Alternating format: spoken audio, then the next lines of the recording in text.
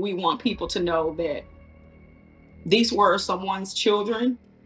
They were just kids. A young couple expecting a child found murdered in their car after going on a date on Valentine's Day. We believe that one of the victims was targeted. We do not believe this was a random act. Birmingham police are working to piece together what happened as the victims' families plead for people who know what happened to come forward. I'm Angenette Levy, and this is Crime Fix. Christian Norris and Angeliyah Webster had their entire lives ahead of them. Angeliyah was pregnant, and she and Christian, who went by Chris, were planning a big Disney-themed gender reveal party in April. Chris and Angeliyah were 20 years old, and last Wednesday, on Valentine's Day, they did what couples do. They went out on a date in Birmingham, Alabama, and they planned to go to the movies. Their families became concerned later when they couldn't reach them by phone. Family members and police started searching, and they found the couple shot to death in their white Ford Taurus on Friday in an area of town called Wylam.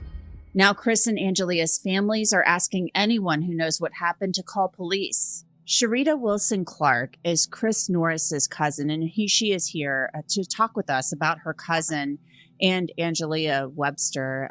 Sherita, thank you so much for coming on. I'm so sorry for your loss. First of all, how is your family holding up?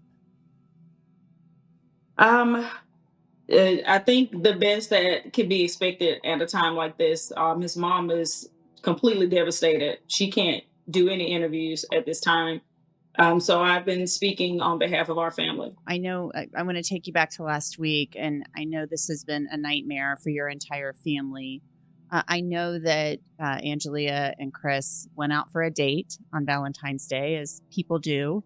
They're expecting a child, and they went missing. And it sounds like, from everything I've read, and I saw your live video, that the family frantically started searching for them because this was so out of character. Right. So Valentine's Day, of course, people probably had spoken with them earlier that day, but after it starts getting later, when the parents were trying to reach out to both of them, nobody was picking up their phone. So Valentine's night was when people started becoming a little bit more worried, because the moms would talk to their kids every day. So not being able to talk to them, even if they missed a call, like, they still would call back, and that never happened. What did the family do after they reported Chris and Angeliyah missing? So after the reports went out about them missing, of course, you have to wait a certain amount of time before it becomes a missing persons report. But once it did become a missing persons report, then we started getting more information, just from people, different rumors of, oh, we saw him over here, or hey, we saw the car over here. So we were kind of just doing a lot of running around at first. His mom had been searching ever since that day. She was just driving around, no sleep. She went to different locations to see where he possibly was last, where they said they may have been going to go and see a movie later on that night. So the family was just going around trying to figure out where were the last steps that someone said that they saw him in. And I was reading too, correct me if I'm wrong, there was some ability to maybe ping the vehicle or something like that, and that it showed up in this. Yeah, tell me about that. Yeah, so I'm not sure. I think the Birmingham Police Department was there at the scene first. But of course, our family had been doing their own searches, and his mom and grandmother had gone to the car dealership to ask questions about the car. And when they asked questions about the car, they just asked if they can ping the car and see where the car was. And the family found out that the car was in Wylam. They just didn't have an actual address, so I'm not sure how the GPS thing works on there. But the family just went to Wylam and started driving around at that point, and then that's when they found the car and Angeliyah and Chris inside. So sorry. Tell me, if you would. I mean, this is supposed to be a happy time for your family, for Angeliyah's family. I know she was expecting. And there was a gender reveal party planned for April, and it was going to be a Disney theme, from what I understand. Yeah, they were doing like a Moana theme. Yeah. Um,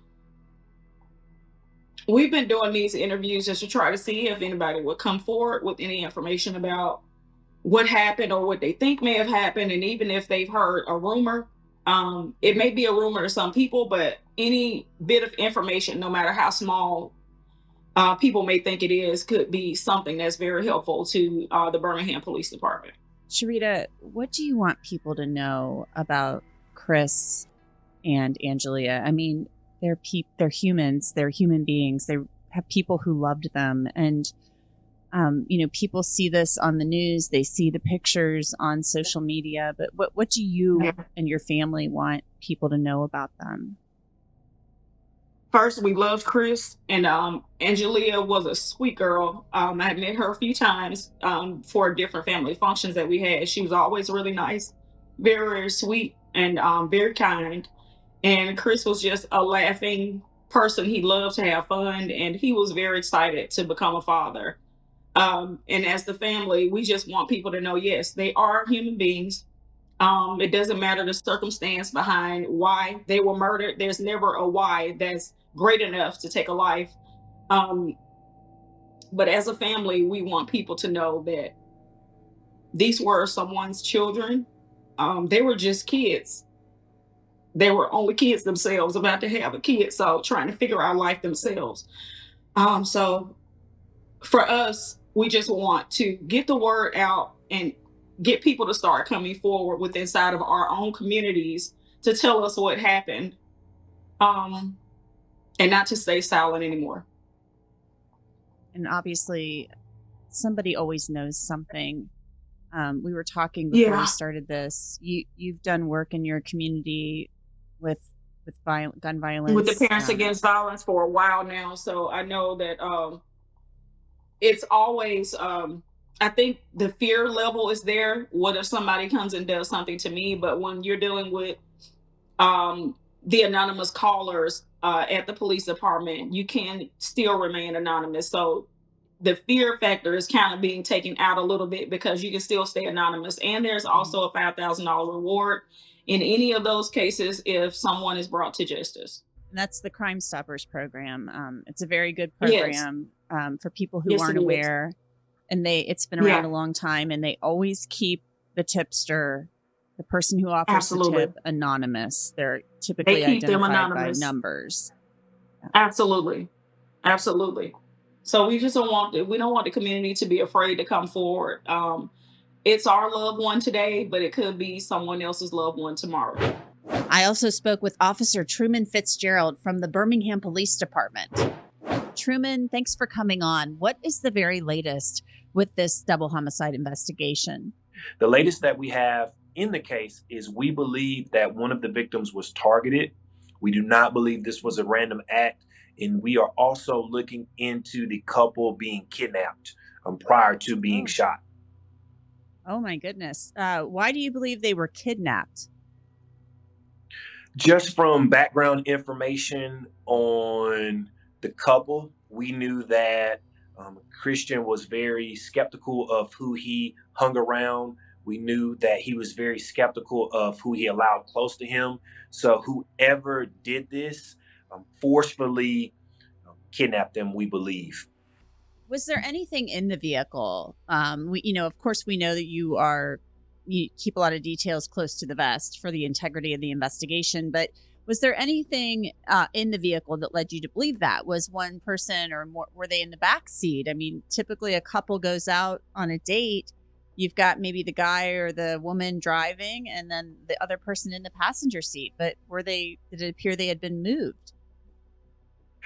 It's more so the area they were located in that leads us to believe they were kidnapped. This area, which is referred to as Wylam in Birmingham, is not an area that was frequented by the couple. So just the mere fact that they were in Wylam leads us to believe that either they were lured over there or kidnapped to that area. So it's more so the area they were discovered in that leads us to believe that they were kidnapped. Did they have their cell phones on them, or was any money missing? Did they have ID? Was Angeliyah's purse on her? I mean, what can you tell me about that?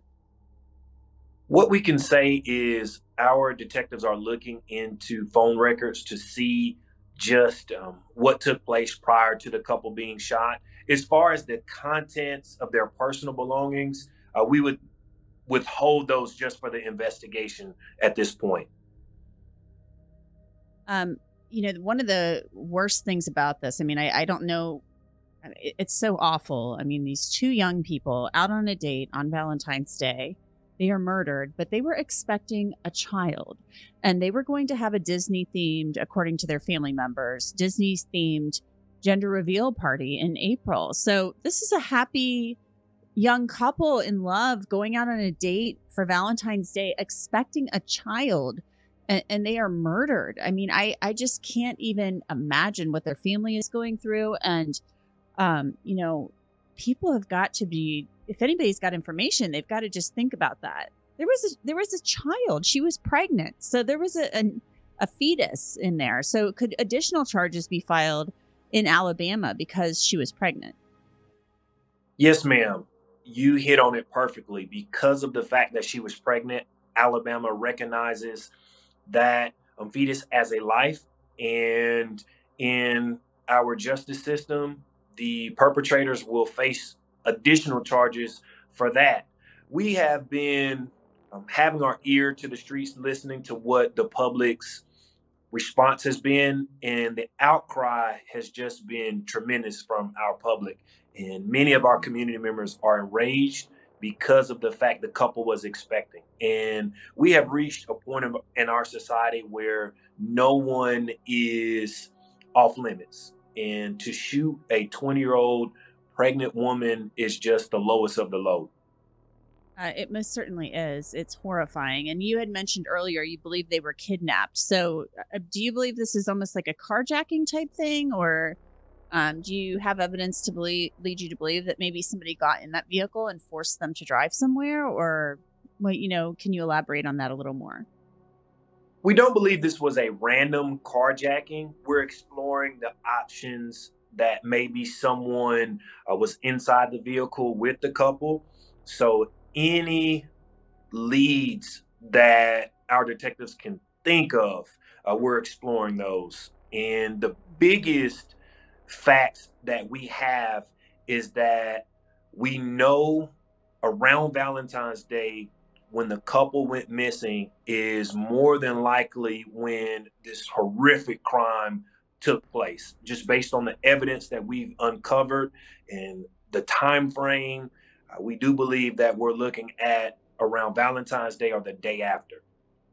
Mm-hmm. So shortly after they leave on their date, you believe this happened?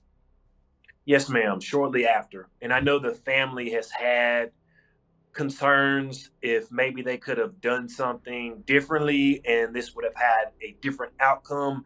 But we owe that to the family to let them understand that at that point, there was nothing that they could have done to save this couple. I think their fate was already determined, and the family did everything they could. And without them, we wouldn't have found them as quickly as we did. There's a $5,000 reward for information that leads to an arrest. Anyone with information about the murders of Angeliyah, Christian, and their unborn child should call Crime Stoppers at 205-254-7777. And remember, you will remain anonymous. That's it for Crime Fix. I'm Angenette Levy. Thanks so much for being with us. We'll see you back here tomorrow. Until then, have a great night.